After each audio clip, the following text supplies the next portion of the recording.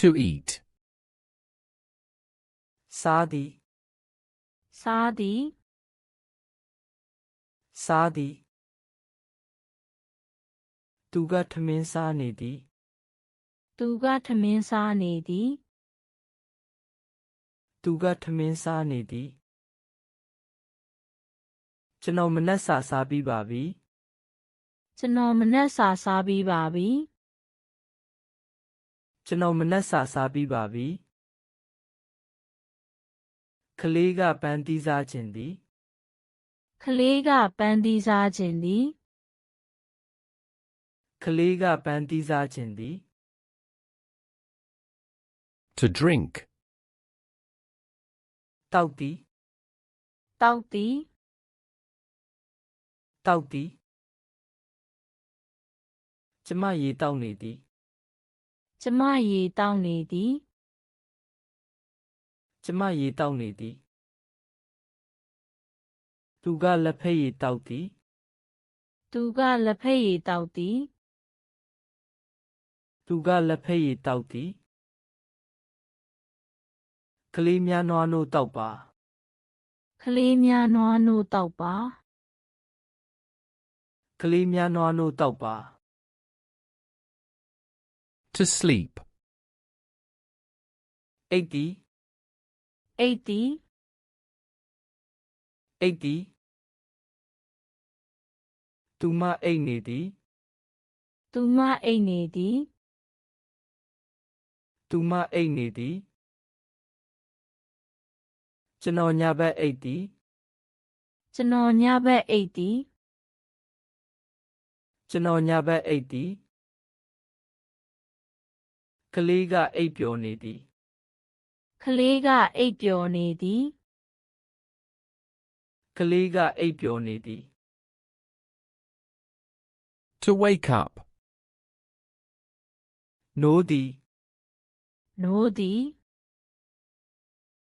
နိုးသည်ကျမမနက်ခင်းနိုးသည် ကျမမနက်ခင်းနိုးသည် ကျမမနက်ခင်းနိုးသည်သူက2နာရီကနိုးသည် သူက2နာရီကနိုးသည် သူက2နာရီကနိုးသည်ကလေးနိုးလာပြီ ကလေးနိုးလာပြီ ကလေးနိုးလာပြီ To teach. သင်ပေးသည် သင်ပေးသည် သင်ပေးသည်ဆရာမကစာသင်ပေးသည်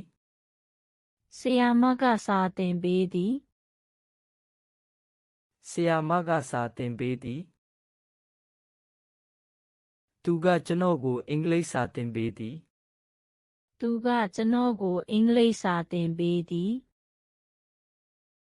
သူကကျွန်တော်ကိုအင်္ဂလိပ်စာသင်ပေးသည်ကျမကသူ့ကိုစာရေးသင်ပေးသည်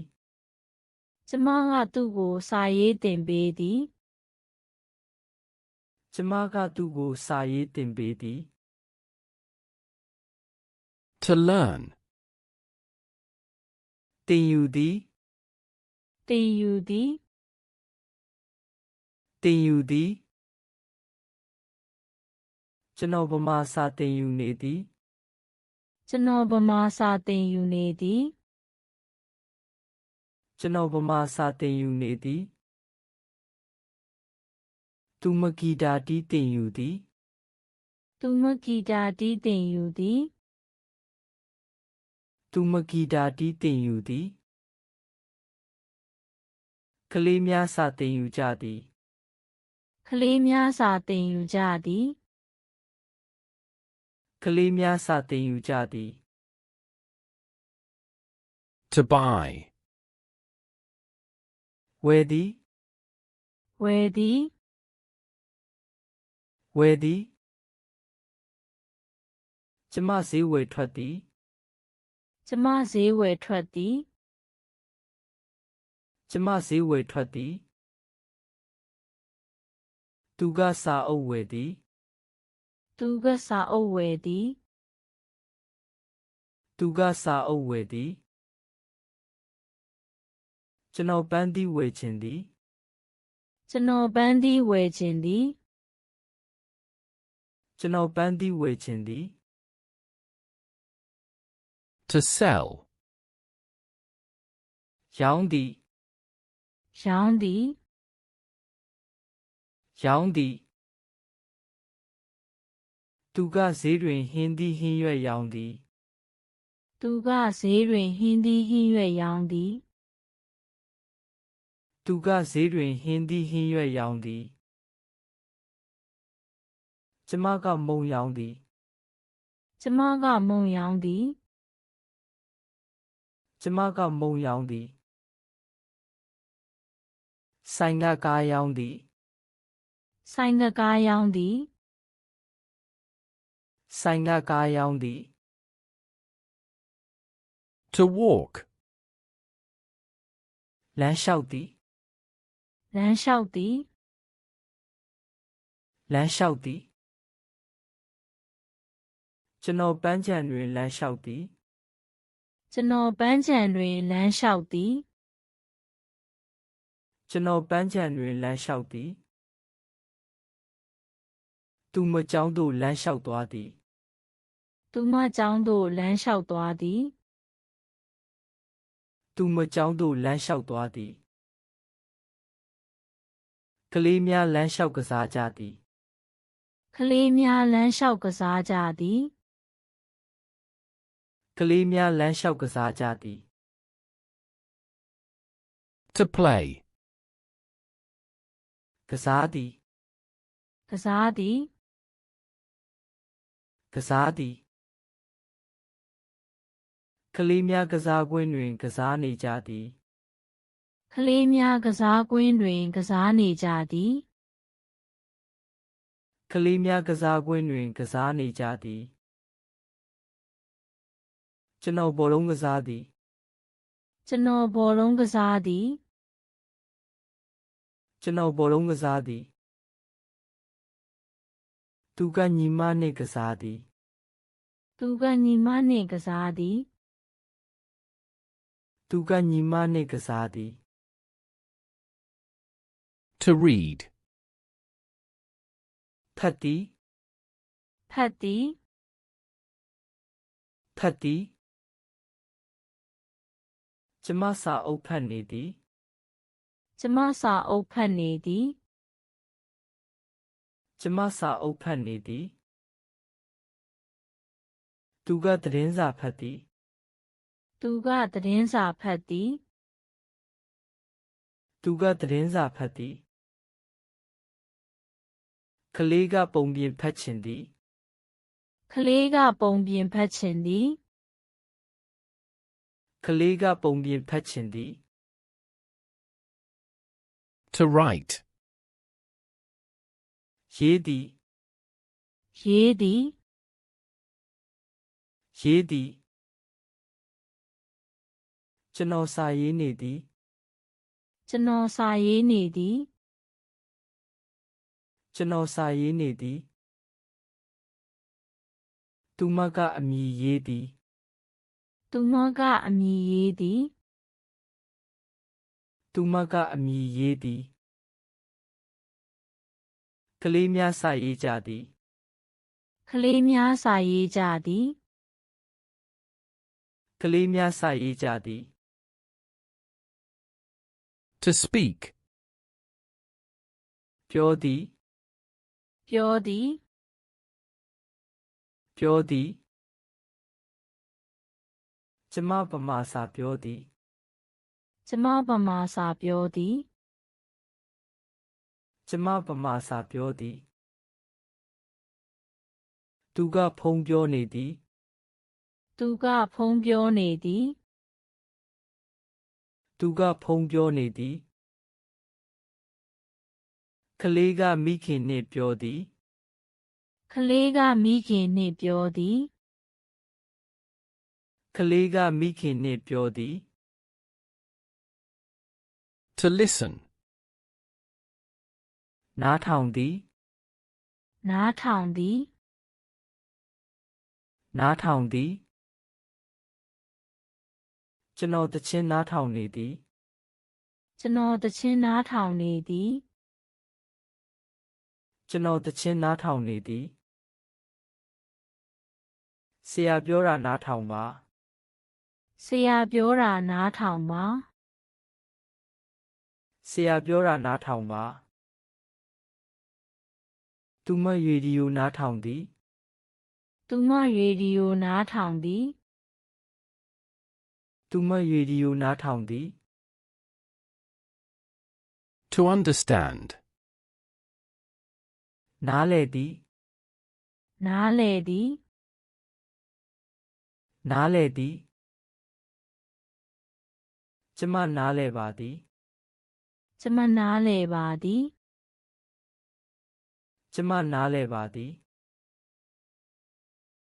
သူကစကားမနားလည်ပါ သူကစကားမနားလည်ပါ သူကစကားမနားလည်ပါကလေးကသင်ခန်းစာနားလည်သည် ကလေးကသင်ခန်းစာနားလည်သည် ကလေးကသင်ခန်းစာနားလည်သည် To watch. ကြည်သည် ကြည်သည် ကြည်သည်ကျွန်တော်ရုပ်ရှင်ကြည့်နေသည် ကျွန်တော်ရုပ်ရှင်ကြည့်နေသည်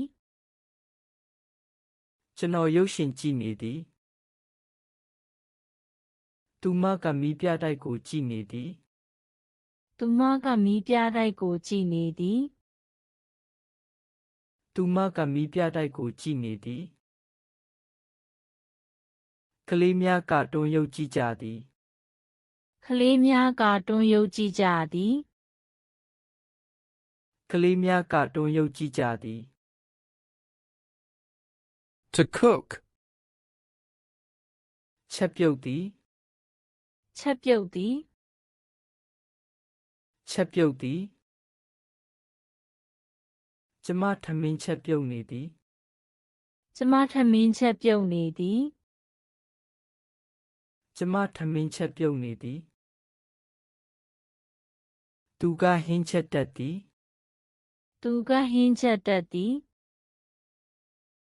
သူကဟင်းချက်တတ်သည်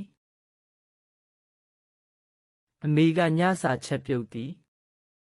အမေကစာချက်ပြုတ်သည် အမေကညစာချက်ပြုတ်သည် To live. နေထိုင်သည် နေထိုင်သည် နေထိုင်သည်ကျွန်တော်ရန်ကုန်မြို့တွင်နေထိုင်သည် ကျွန်တော်ရန်ကုန်မြို့တွင်နေထိုင်သည် ကျွန်တော်ရန်ကုန်မြို့တွင်နေထိုင်သည်သူမကြေးရွာတွင်နေထိုင်သည် သူမကျေးရွာတွင်နေထိုင်သည် သူမကြေးရွာတွင်နေထိုင်သည်နက်ကတစ်ပင်ပေါ်တွင်နေထိုင်သည် နှက်ကတစ်ပင်ပေါ်တွင်နေထိုင်သည် နက်ကတစ်ပင်ပေါ်တွင်နေထိုင်သည် To meet. တွေ့ဆုံသည် တွေ့ဆုံသည် တွေ့ဆုံသည်ကျမတငယ်ချင်းနှင့်တွေ့ဆုံသည် ကျမတငယ်ချင်းနှင့်တွေ့ဆုံသည် ကျမတငယ်ချင်းနှင့်တွေ့ဆုံသည်သူကဆရာနှင့်တွေ့ဆုံသည် သူကဆရာနှင့်တွေ့ဆုံသည် သူကဆရာနှင့်တွေ့ဆုံသည်ကျွန်တော်တို့ဈေးတွင်တွေ့ဆုံကြမည် ကျွန်တော်တို့ဈေးတွင်တွေ့ဆုံကြမည် ကျွန်တော်တို့ဈေးတွင်တွေ့ဆုံကြမည် To open. ဖွင့်သည် ဖွင့်သည် ဖွင့်သည်ကျမတကားဖွင့်သည် ကျမတကားဖွင့်သည် ကျမတကားဖွင့်သည်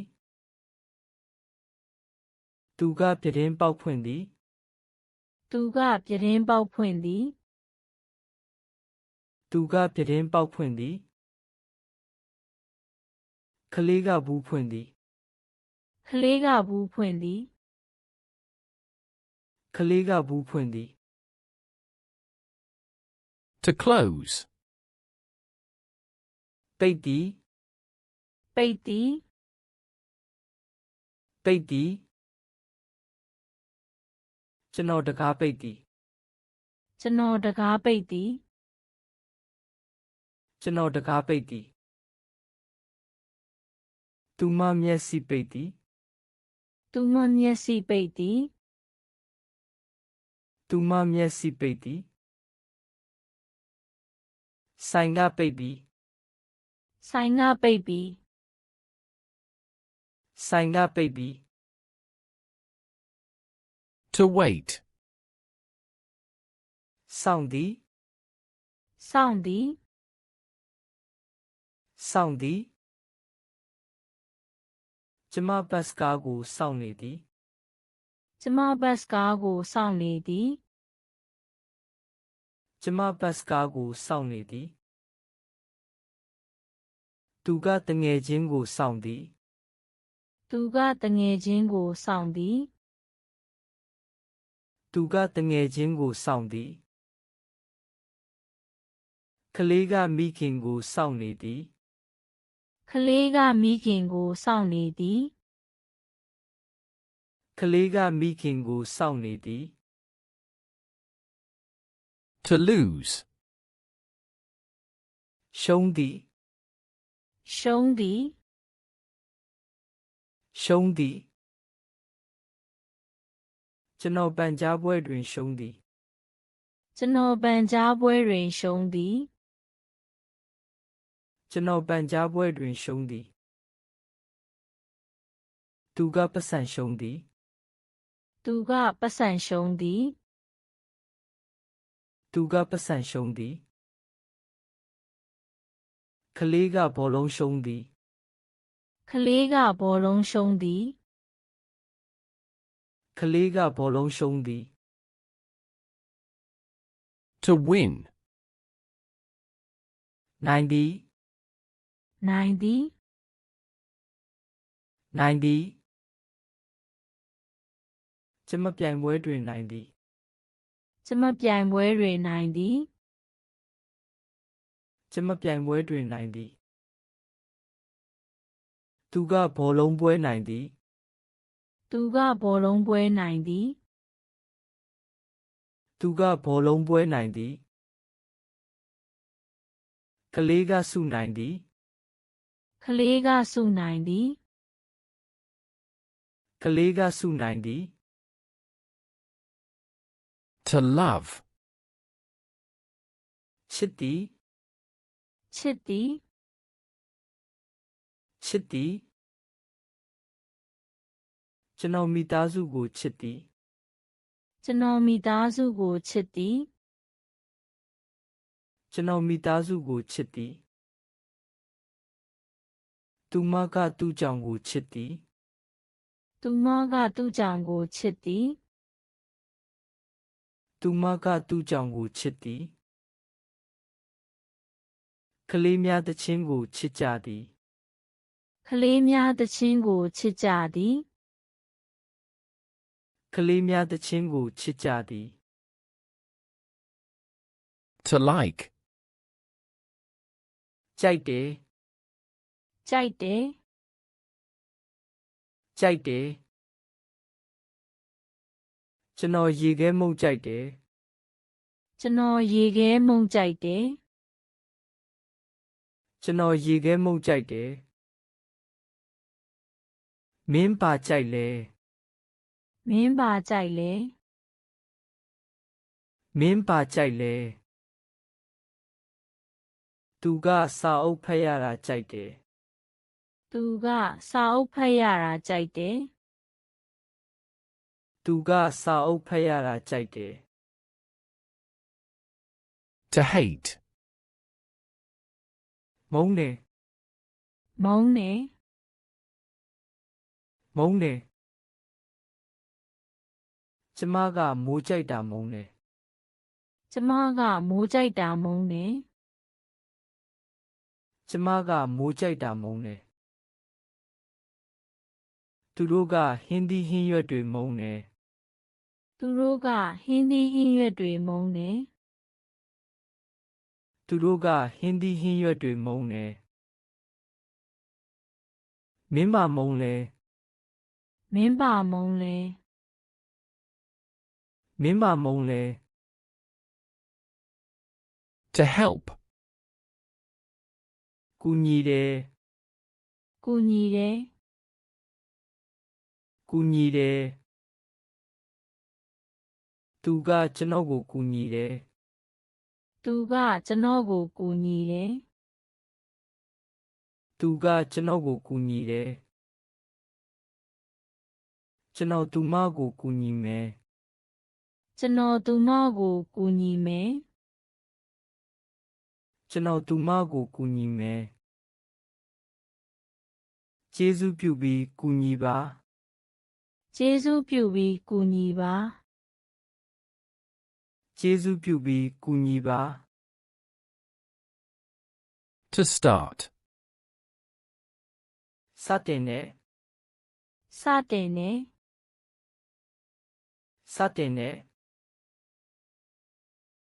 စာသင်ခန်းကမနက်9နာရီမှစတင်တယ် စာသင်ခန်းကမနက်9နာရီမှစတင်တယ် စာသင်ခန်းကမနက်9နာရီမှစတင်တယ်ကျွန်တော်အလုပ်စတင်တယ် ကျွန်တော်အလုပ်စတင်တယ် ကျွန်တော်အလုပ်စတင်တယ်သူတို့ခီးစတင်တယ် သူတို့ခီးစတင်တယ် သူတို့ခီးစတင်တယ် To finish. ပြီးအောင်လုပ်တယ်ပြီးတယ် ပြီးအောင်လုပ်တယ်ပြီးတယ် ပြီးအောင်လုပ်တယ်ပြီးတယ်ကျွန်တော်အိမ်စာပြီးအောင်လုပ်တယ် ကျွန်တော်အိမ်စာပြီးအောင်လုပ်တယ် ကျွန်တော်အိမ်စာပြီးအောင်လုပ်တယ်သူကအလုပ်ပြီးတယ် သူကအလုပ်ပြီးတယ် သူကအလုပ်ပြီးတယ်ကျမကစာပြီးအောင်လုပ်တယ် ကျမကစာပြီးအောင်လုပ်တယ် ကျမကစာပြီးအောင်လုပ်တယ် To promise. ဂတိပေးတယ် ဂတိပေးတယ် ဂတိပေးတယ်ကျွန်တော်ဂတိပေးတယ် ကျွန်တော်ဂတိပေးတယ် ကျွန်တော်ဂတိပေးတယ်သူကစောစောလာမယ်လို့ဂတိပေးတယ် သူကစောစောလာမယ်လို့ဂတိပေးတယ် သူကစောစောလာမယ်လို့ဂတိပေးတယ်မင်းဂတိပေးပါ မင်းဂတိပေးပါ မင်းဂတိပေးပါ To send. ပို့တယ် ပို့တယ် ပို့တယ်ကျွန်တော်စာပို့တယ် ကျွန်တော်စာပို့တယ် ကျွန်တော်စာပို့တယ်သူမကဓာတ်ပုံပို့တယ် သူမကဓာတ်ပုံပို့တယ် သူမကဓာတ်ပုံပို့တယ်ကျွန်တော်မင်းကိုအီးမေးလ်ပို့တယ် ကျွန်တော်မင်းကိုအီးမေးလ်ပို့တယ် ကျွန်တော်မင်းကိုအီးမေးလ်ပို့တယ် To laugh. ရဲတယ် ရေတယ် ရဲတယ်ကလေးတွေရဲတယ် ကလေးတွေရေတယ် ကလေးတွေရဲတယ်ကျွန်တော်ရဲတယ် ကျွန်တော်ရေတယ် ကျွန်တော်ရဲတယ်သူတို့ရဲတယ် သူတို့ရေတယ် သူတို့ရဲတယ် To cry. ငိုတယ် ငိုတယ်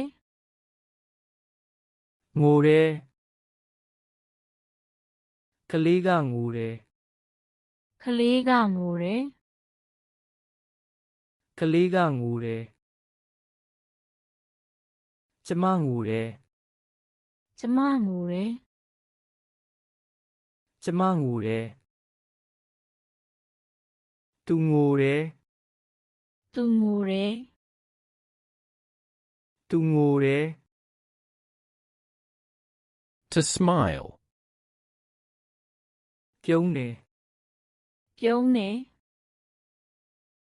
ပြုံးတယ်သူမပြုံးတယ် သူမပြုံးနဲ့ သူမပြုံးတယ်ကျွန်တော်ပြုံးတယ် ကျွန်တော်ပြုံးနဲ့ ကျွန်တော်ပြုံးတယ်ကလေးလေးကပြုံးတယ် ကလေးလေးကပြုံးတယ် ကလေးလေးကပြုံးတယ် To be. ဖြစ်တယ်ဟုတ်တယ်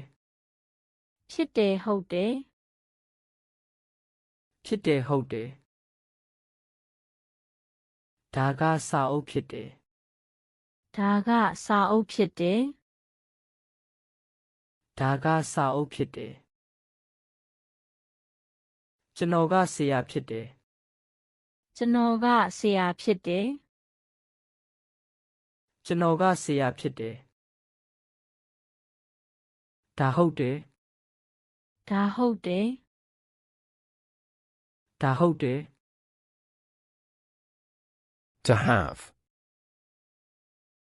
ရှိတယ် ရှိတယ် ရှိတယ်ကျွန်တော်မှာခွေးရှိတယ် ကျွန်တော်မှာခွေးရှိတယ်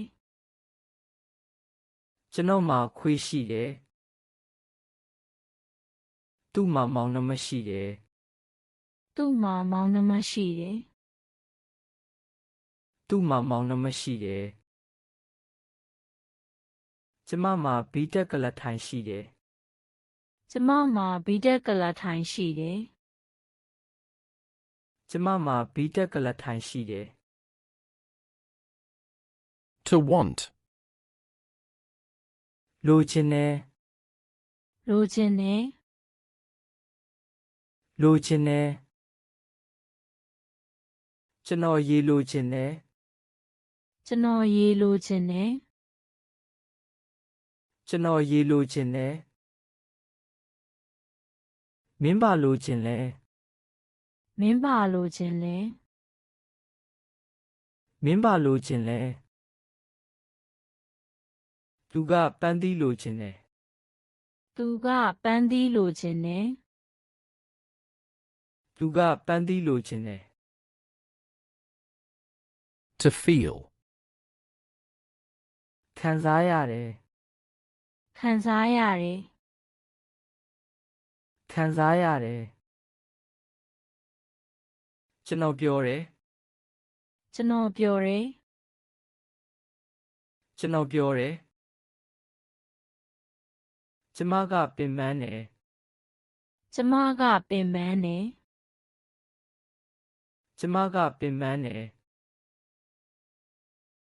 သူကနေမကောင်းဘူး သူကနေမကောင်းဘူး သူကနေမကောင်းဘူး To do. လှုပ်တယ် လုပ်တယ် လှုပ်တယ်ကျွန်တော်အိမ်စာလုပ်တယ် ကျွန်တော်အိမ်စာလုပ်တယ် ကျွန်တော်အိမ်စာလုပ်တယ်မင်းပါလုပ်လဲ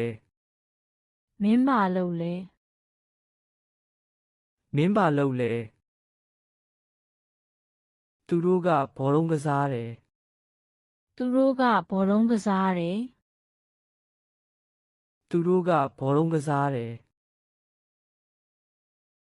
To make. လှုပ်တယ်ဖန်တီးတယ် လုပ်တယ်ဖန်တီးတယ် လှုပ်တယ်ဖန်တီးတယ် ကျွန်တော်မုန်းလို့တယ် ကျွန်တော်မုန်းလို့တယ် ကျွန်တော်မုန်းလို့တယ်သူကပကြီးဆွဲတယ် သူကပကြီးဆွဲတယ် သူကပကြီးဆွဲတယ်ကျမကလက်ဆောင်လုပ်တယ် ကျမကလက်ဆောင်လုပ်တယ် ကျမကလက်ဆောင်လုပ်တယ် To say. ပြောတယ် ပြောတယ် ပြောတယ်ကျွန်တော်မင်းကိုပြောတယ် ကျွန်တော်မင်းကိုပြောတယ် ကျွန်တော်မင်းကိုပြောတယ်သူမကဟဲလိုပြောတယ် သူမကဟဲလို့ပြောတယ် သူမကဟဲလိုပြောတယ်ကျွန်တော်ကျေးဇူးတင်ပါတယ်လို့ပြောတယ် ကျွန်တော်ကျေးဇူးတင်ပါတယ်လို့ပြောတယ် ကျွန်တော်ကျေးဇူးတင်ပါတယ်လို့ပြောတယ် To go. သွားတယ် သွားတယ် သွားတယ်ကျွန်တော်ကြောင်းသွားတယ် ကျွန်တော်ကြောင်းသွားတယ် ကျွန်တော်ကြောင်းသွားတယ်မင်းပဲသွားလဲ မင်းပဲသွားလဲ မင်းပဲသွားလဲသူတို့ကဈေးသွားတယ် သူတို့ကဈေးသွားတယ် သူတို့ကဈေးသွားတယ် To come.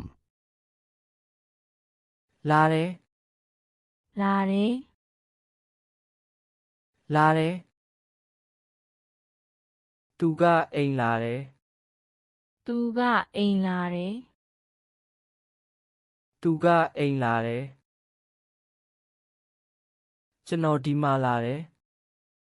ကျွန်တော်ဒီမှာလာတယ် ကျွန်တော်ဒီမှာလာတယ်မင်းပဲကလာလဲ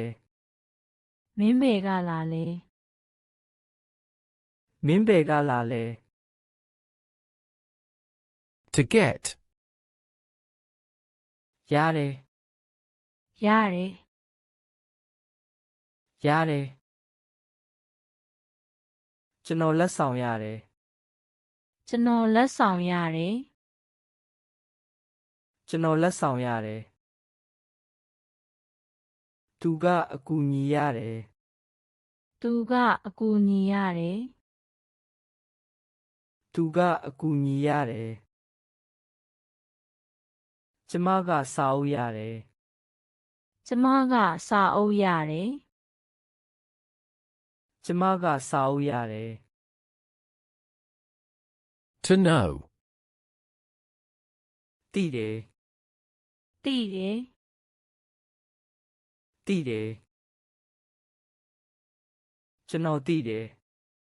ကျွန်တော်သိတယ် ကျွန်တော်သိတယ်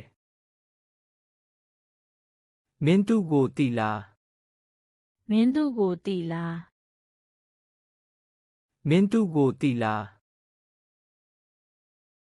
သူမကအဖြေသိတယ် သူမကအဖြေသိတယ်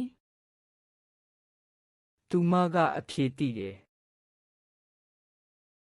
To take. ယူတယ် ယူတယ် ယူတယ်ကျွန်တော်စာအုပ်ယူတယ် ကျွန်တော်စာအုပ်ယူတယ် ကျွန်တော်စာအုပ်ယူတယ်ကျေးဇူးပြုပြီးရေယူပါ ကျေးဇူးပြုပြီးရေယူပါ ကျေးဇူးပြုပြီးရေယူပါသူကဓာတ်ပုံယူတယ်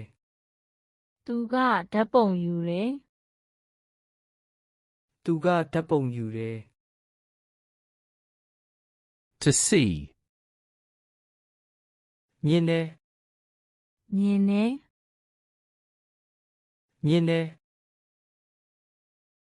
ကျွန်တော်ခွေးမြင်တယ် ကျွန်တော်ခွေးမြင်တယ် ကျွန်တော်ခွေးမြင်တယ်မင်းပါမြင်လဲ မင်းပါမြင်လဲ မင်းပါမြင်လဲ